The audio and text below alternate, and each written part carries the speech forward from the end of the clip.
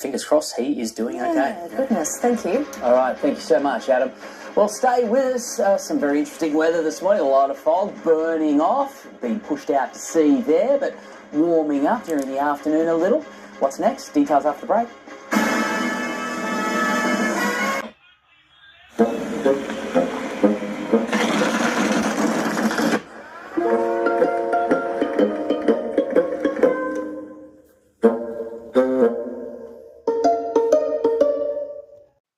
Transform your home into a haven with cool, pure, clean air, creating a world of perfect comfort. Take your home to the next level with the air specialists. Yes, the weather cycle has been very cruel to us so far this winter. As I reported earlier, since April, 700 to 900 millimetres of rain coming down in between Nobbies and Nora Head through the week. Lovely conditions, but those weekends cold and cloudy, and likely to see a little more of that for next weekend. The mornings, though, when it's clear like this, the twilight can last for so long because the sun is so angled up because we had the solstice on Friday. Thank you, Jessie Clay, for that.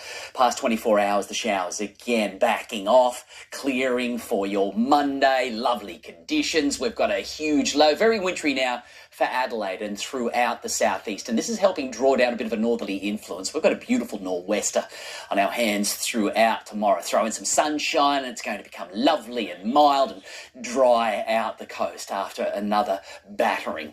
Wet in between Mackay and Cairns. Most of the nation is fairly dry. In the west, all fine, just cold and windy for Adelaide in the coming days. And the wind's picking up speed throughout the southeast. Another freezing start for the capital, Sydney, shaping up nicely. Cool and clear for the Alice, lovely and dry and sunny right throughout the north. This morning down to about 3-4 degrees inland, topped out at 17, some 19s already around Lake Macquarie, Nora Head, Gosford reaching 18 degrees today, 17 for Nobby's Head, but there's that northwester.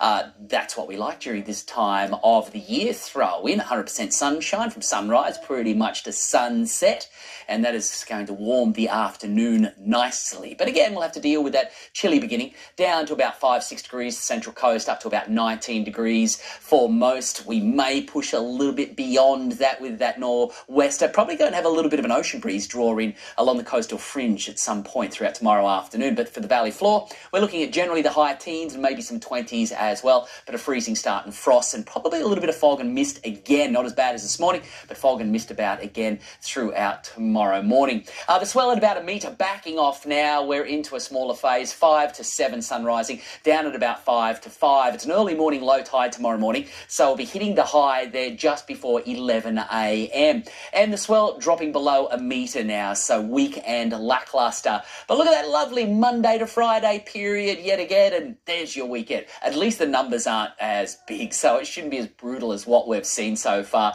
So a little bit of wet weather and cloud there pushing in over the weekend. Maybe a little drop there Wednesday for the upper Hunter. There's a little bit of an inland feature happening with that. But otherwise, it's overall a good-looking week, relatively fine, fairly cool for the Central Coast, but cloudy for the up-and-coming weekend. But we'll check in as the week progresses. It may get better. Checking in with the surf for another day. Well, some lovely little fun waves pushing on through at the moment, but it's getting smaller, it's getting weaker, but it is going to be clean again throughout tomorrow. You've got the nor'westers, and that is going to polish it up somewhat. That water temperature still hovering around 17, but when you have a really cold morning like it was this morning, you had that fog on the water and the mist. It was really quite spectacular for early morning surfers or coastal walkers. So again, it's going to be nippy, but not bad in the water with a bit of rubber on. But look, now finding a punchy wave is going to be hard to come by throughout tomorrow.